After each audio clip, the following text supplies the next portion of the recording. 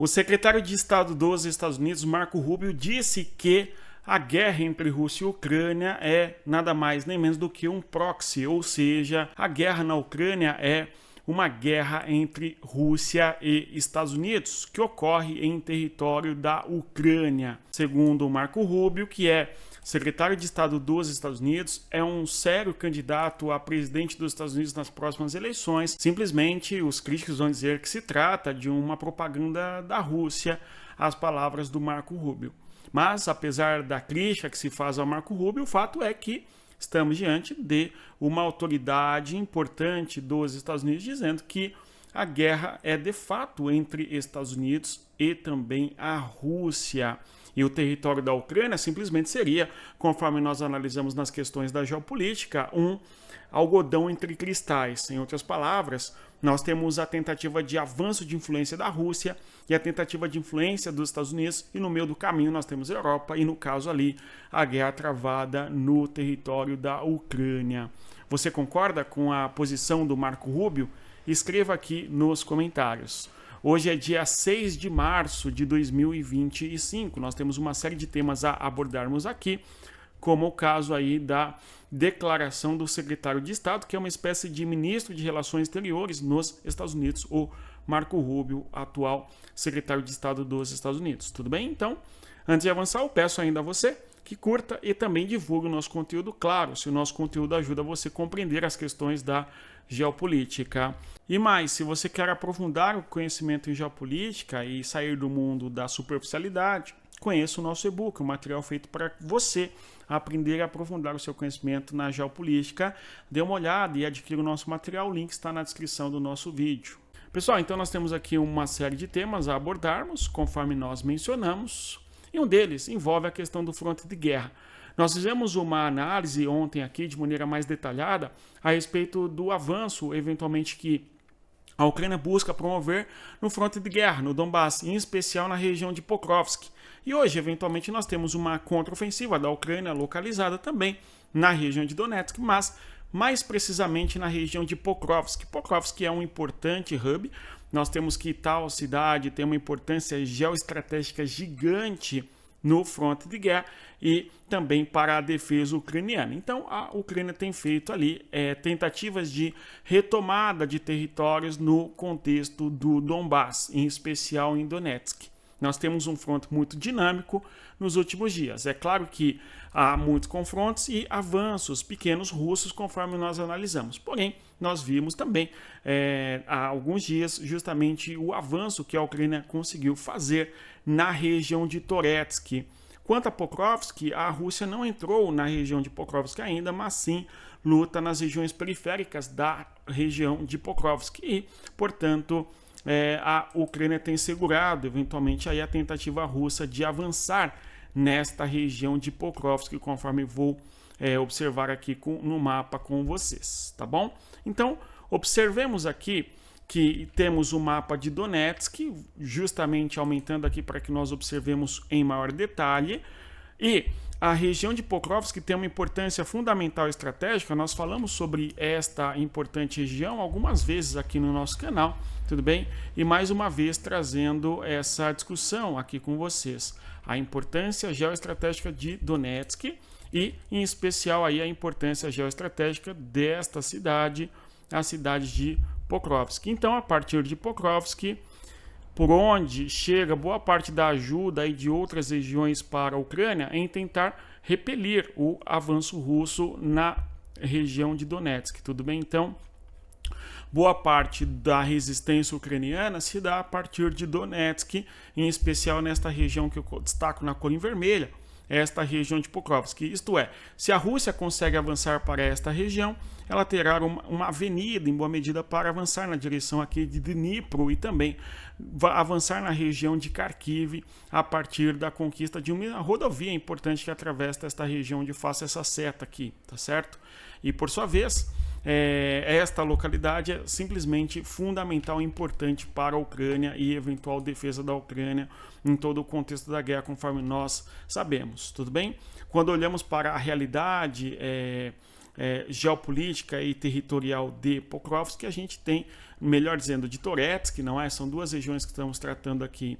Em Toretsk nós temos aí um avanço ucraniano sensível naquela região, uma vez que a cidade tinha sido totalmente tomada pelos russos e agora nós temos a Ucrânia fazendo pequenos avanços na região de Toretsk, conforme nós mencionamos, e também na região de Pokrovsk, segurando Pokrovsk para que os russos não avancem nesta localidade. Tudo bem? Tema importante do fronte de guerra: a Rússia fez um ataque bem significativo contra a Ucrânia, atacou sobretudo a região de Kryvyi Rih, e o ataque com mísseis acabou atingindo ali infraestrutura crítica, energética, mas também acabou resultando na morte de civis. Pelo menos até o momento que gravo esse vídeo, foram 4 pessoas que infelizmente acabaram perdendo a vida no ataque que a Rússia fez contra a localidade de Kryvyi Rih. Quando olhamos aqui no mapa, nós vemos que Kryvyi Rih se localiza na região central do território ucraniano. É nesta localidade aqui onde faço essa seta apontando, aqui é nesta região, e nós temos aqui uma foto de edificações que foram atingidas com o ataque russo contra o território da Ucrânia, tudo bem? A Rússia que fez um ataque bastante considerável contra o território ucraniano, e aqui nós vemos justamente a região do espaço urbano de Kryvyi Rih, que foi atingida por mísseis da Rússia, e ali aquela caveirinha representando justamente as perdas civis.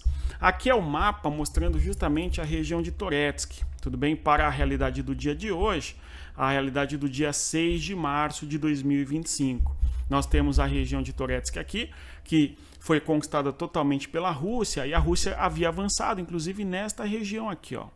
Certo? A Rússia havia avançado em toda esta região que eu estou achurando na cor vermelha, tudo bem? Porém, nós tivemos no decurso das últimas semanas uma contraofensiva da Ucrânia nesta localidade e a retomada desta região, conforme nós podemos observar. Vou destacar na cor azul, justamente nesta direção e também nesta direção, a retomada de território por parte dos ucranianos, destacando na cor em azul na região de Toretsk, que é um dos pontos chaves aí do contexto da guerra, conforme observamos, tudo bem? Aqui nós temos outros temas a serem abordados da questão geopolítica, sobretudo da diplomacia, tudo bem?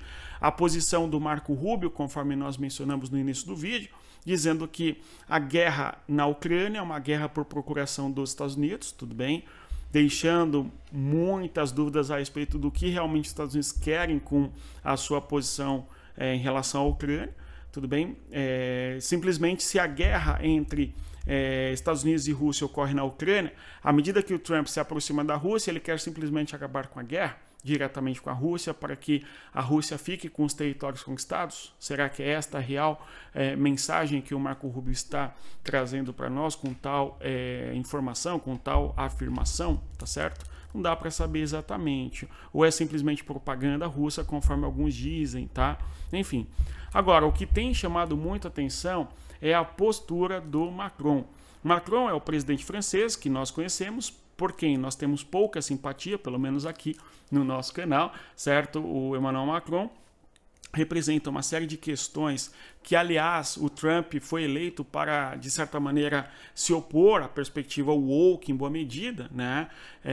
Que o Macron, de certa maneira, representa na Europa enquanto líder de uma perspectiva progressista, tá certo? E o Macron, com a saída dos Estados Unidos em relação ao apoio que dá para a Ucrânia, a presença americana e a influência dos Estados Unidos na Europa, faz com que o Macron, de certa maneira, ocupe um espaço deixado por Trump na liderança geopolítica. Então, o Macron percebe isso e está, de certa maneira, trabalhando para ele ser o líder na Europa para o apoio, eventualmente, à Ucrânia, uma vez que os Estados Unidos estão se abstendo de apoiar a Ucrânia no atual momento. Então, o Macron vai trazer uma série de declarações e movimentos políticos a fim de se mostrar como líder da Europa nessa nova configuração geopolítica que estamos enxergando.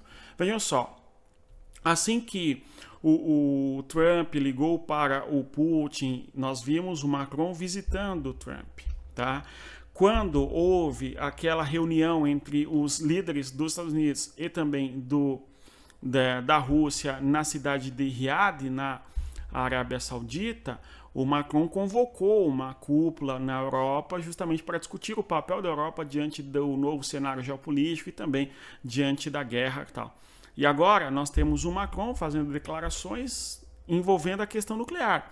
Então, a França, conforme nós sabemos, é uma potência nuclear e, segundo o Macron, as bombas nucleares francesas poderiam estar à disposição dos países europeus, não para que fossem utilizadas independentemente da França, mas para que houvesse uma espécie de, como nós chamamos na questão da bomba nuclear, quando o país dispõe de artefatos militares e não é poderio militar, ele tem um poder dissuasório, não é? Então a França asseguraria uma dissuasão dos países na Europa que não têm bombas atômicas, certo? Então a possibilidade dos silos atômicos, enfim, da França se distribuírem em regiões da Europa para eventualmente proteger a Europa diante de agressões da Rússia, sobretudo. Esta é uma das posições do Macron.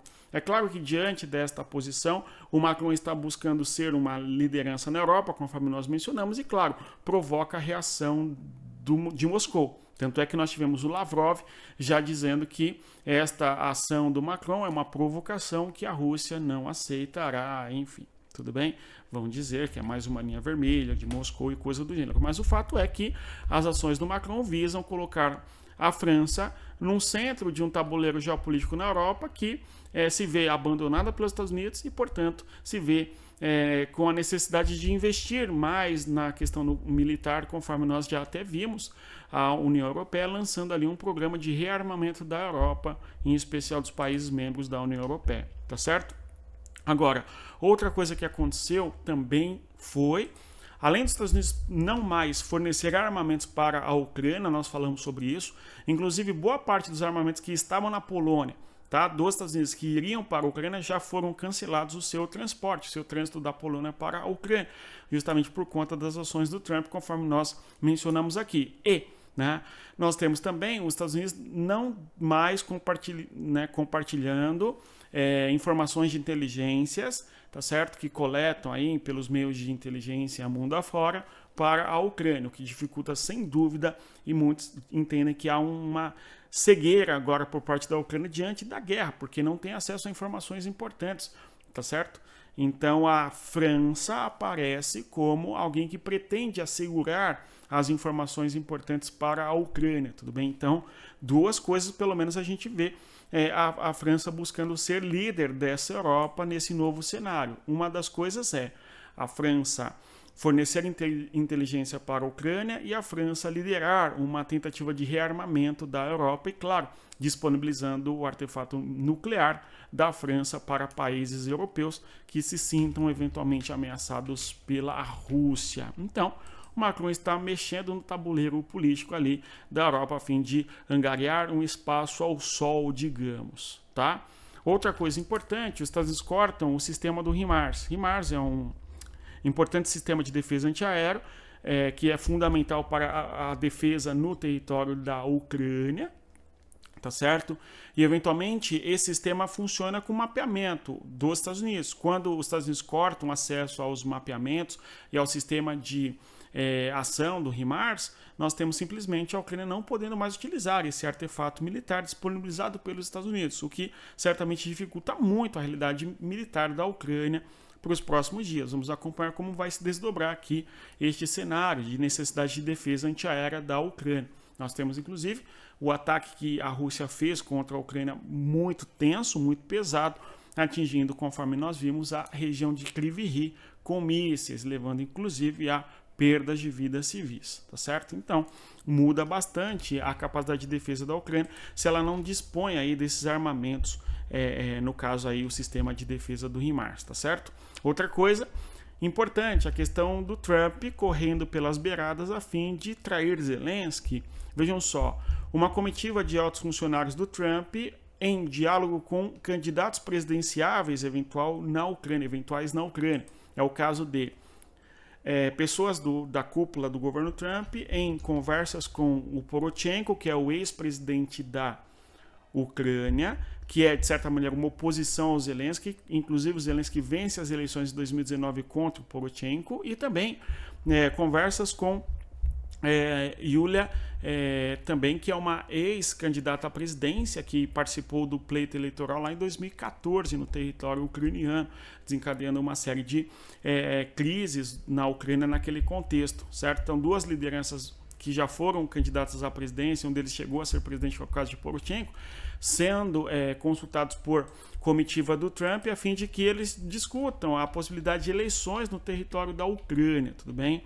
Aqui nós temos a foto justamente da Yulia Tymoshenko, que é justamente a mulher que foi consultada ali por lideranças dos Estados Unidos a fim de possíveis eleições na Ucrânia, tudo bem?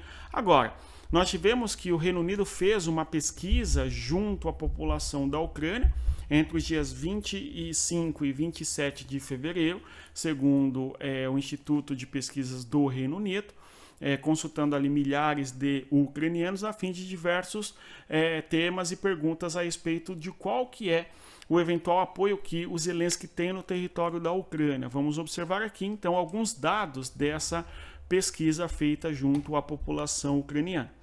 Então, o Instituto Survation, eu vou deixar o link dessa pesquisa aqui na descrição do nosso vídeo, tá bom? Você quiser dar uma olhada nos dados e ler ali a reportagem sobre este assunto, tá certo? Fica aí disponível para você.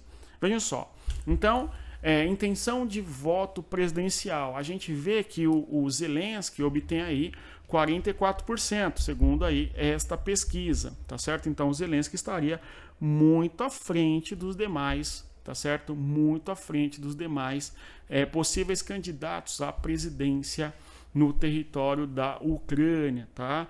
Nós temos que o Valery Zaluzhny, que é atual embaixador em Londres, que algumas pesquisas anteriores haviam colocado que o Zaluzhny seria o único que teria condições de vencer o Zelensky numa eventual corrida presidencial na Ucrânia, tudo bem? Aqui nós temos que o Zaluzhny fica muito abaixo do Zelensky, conforme nós podemos observar. Então, o Zelensky, se houvesse eleições, segundo essa pesquisa, seria eleito com uma folga bastante considerável. O Zaluzhny trabalhou no fronte de guerra com o governo Zelensky, inclusive porque ele era o comandante em chefe das Forças Armadas da Ucrânia. Ele foi substituído pelo atual comandante-chefe das Forças Armadas da Ucrânia, que é o Alexei Syrsky, conforme nós observamos, tá? Agora, o Petro Poroshenko, que é ex-presidente da Ucrânia, teria 10% de intenções de voto. Yulia Tymoshenko, política conhecidíssima também na questão ucraniana, ficaria com 6%, ok? O Budanov, que teria apenas 3% de chance, salvo engano, Budanov, que é o chefe de inteligência da Ucrânia, tá? Então, o Zelensky disparado ali como o principal possível vencedor de um eventual processo eleitoral, segundo esta pesquisa do Reino Unido. Na sequência aqui, o quanto a população aprova ou desaprova o Zelensky.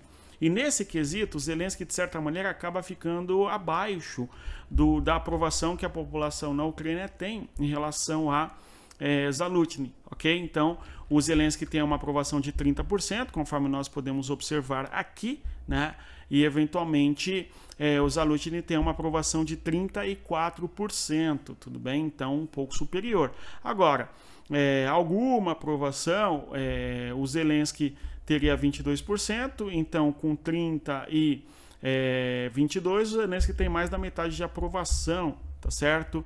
Da população na Ucrânia. O Zaluzhny tem 34 com 28, tá certo? Um número um pouco superior à aprovação que o eventual Zelensky tem no território da Ucrânia, tudo bem? Agora, eventual aprovação ou desaprovação, no caso aí envolvendo o Macron, tá certo? É o caso ali de 19%, ok? Uma aprovação forte, no caso, Keir Starmer 10%, Tusk 9% e assim por diante, ok? O que importa aqui mais é a Ucrânia. Na sequência, o quanto você confia ou não confia, tá certo? Nos políticos. No caso aí, no Zelensky, ele está abaixo aqui, ó, vejam vocês novamente do Zaluzhny, ok? 46% de aprovação, de confiança no Zaluzhny e no caso aí do Zelensky mais 20, tá certo? Porque a aprovação aqui, ó, completa confiança, ok? Alguma confiança, neutro, ok? Quando você pega lá os números, de 0 a 100, tá certo? A gente tem que 20% superior, ok? Do Zelensky, uma aprovação considerando que 29%, 23% e 13% aí considerando os neutros. Enquanto o Zaluzhny tem 46%, não é, de confiança da população, tá certo? Outra pergunta que foi feita, não é, para a população na Ucrânia, justamente o seguinte, ok? A respeito do Donald Trump, ok? Se a população acha que é uma liderança forte ou não. Então o Trump é muito forte, é um patriota aí 15%, honesto 5% apenas, competente 10%, ok? Definitivamente não é, deve ser associado ao Trump por causa disso, ok? É um líder forte, patriota, ok? Competente, tá certo isso ou não? Não se deveria associar ao Trump porque eventualmente ele é irracional, aqui ó, 14%, ok? Da população acha o Trump não racional e 19% não acha inteligente, por exemplo, ok? Então perguntas ali feitas à população da Ucrânia. Vejam só, as pessoas estão divididas, ok? A respeito da perda de territórios da Ucrânia. Vejam só, nós temos que 49% acham que a Ucrânia não deveria ceder o território, tá certo? Enquanto que 14% não soube responder. Os demais acham que sim, a Ucrânia poderia sim perder parte do território se houvesse uma negociação de paz neste sentido. Tudo bom? Então a gente vê parte da população ucraniana aceitando eventualmente a perda de território, segundo esta pesquisa, um dado bastante curioso, certo? Agora, quem deve ser os países, ok, que devem participar de um acordo entre Rússia e Ucrânia? A Ucrânia tem que participar, sem dúvida, ok, tudo bem. A União Europeia, tudo bem, 71% acha isso, tudo bom. E Estados Unidos, 64%, Reino Unido, 62%, a Polônia, 44%, tudo bem. Aqui eu estou trazendo o número de a maior presença desses países, Reino Unido, Polônia e tal, ok? Em menor parte, ok? Ainda nessa cor verde clara, ok? Que vai somar, no caso a União Europeia 71% com mais 15%, ok? Então, sem dúvida, para os ucranianos, a União Europeia deveria estar presente nas mesas de negociações. E o detalhe, até a Turquia, tudo bem? Apenas 19% acha que a Turquia não deveria estar presente na mesa de negociações da população ucraniana, respondendo quem deve intermediar o processo de paz e cessar fogo entre Rússia e Ucrânia, tá certo? Na sequência aqui nós vemos sobre paz, ok, entre Estados Unidos e Rússia. O que a população acha da conversa para, não é? Na verdade, o que nós tivemos ali na Arábia Saudita foi um início de conversa, tá? Entre os Estados Unidos e a Rússia para tentar quebrar o gelo da distância diplomática e geopolítica que os dois países têm nos últimos anos, Rússia e Estados Unidos, na Arábia Saudita. E eles discutiram a guerra entre Rússia e Ucrânia. E qual que é a legitimidade que eles têm para discutir a guerra entre Rússia e Ucrânia? Segundo a população da Ucrânia, vejam só, eles não são legítimos, 48%, eles são legítimos, ok, aí 20%, e 32% não sabe responder, ok? É uma dúvida bem difícil mesmo, mas pensando na questão nacionalista, né, fica difícil não se posicionar que eles não são legítimos, isso do ponto de vista da Ucrânia, né, gente? Pelo amor de Deus, é assim que a gente está pensando aqui, tá certo? Agora, para finalizarmos, nós temos ainda uma outra pergunta, ok? O quanto deve se confiar, ok, na negociação entre Rússia e Estados Unidos? Então, apenas 5% acho que é completamente confiável e 37% é totalmente, completamente não confiável aí, uma eventual discussão de cessar fogo entre Rússia e Ucrânia, tá certo? Então é uma pesquisa bem interessante. Aqui nós temos os ataques que a Rússia fez contra a Ucrânia no dia 6 de março de 2025. A Rússia lançou dezenas, não é, de drones, centenas, não é, foram 122 drones lançados contra a Ucrânia. 68 foram abatidos, conforme nós vemos aqui na informação, e 43 abatidos conforme guerra eletrônica, tudo bem? Além do mais, a Rússia lançou mísseis balísticos, o tal do míssil Iskander, tudo bom? Conforme nós até vimos, atingiu a cidade de Kryvyi Rih, a região de Kryvyi Rih, resultando na morte de cidadãos civis no território da Ucrânia. No mais é isso, se você chegou até aqui eu agradeço a presença, reitero a você que deixa o like, se inscreva no canal e divulgue o nosso conteúdo das pessoas que gostam de geopolítica.